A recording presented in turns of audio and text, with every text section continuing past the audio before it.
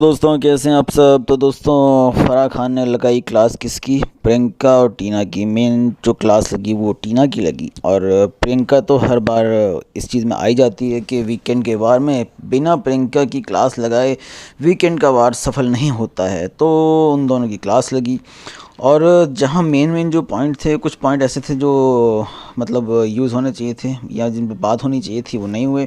जैसे रूम को लेकर के एमसी स्टैन और शिव की प्रियंका से जो लड़ाई हुई, उनकी जो फाइट चल रही थी।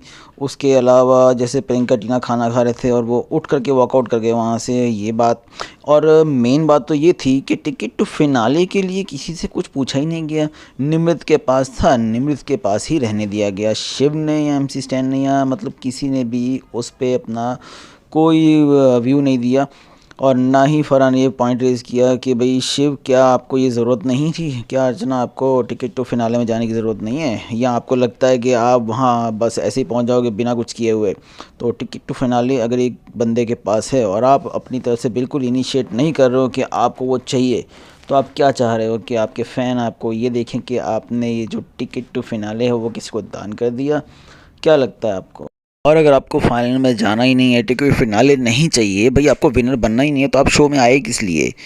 तो फराह को इस बारे में बात करनी चाहिए थी, ये पॉइंट उठाना चाहिए था कि क्यों कोई इनिशिएट नहीं ले रहा है, गेम में पार्टिसिपेट नहीं कर रहा है, सिर्फ ऐसे बैठे हुए हैं। तो क्या है इस बारे में आपका कहना, कमेंट करके बताएं।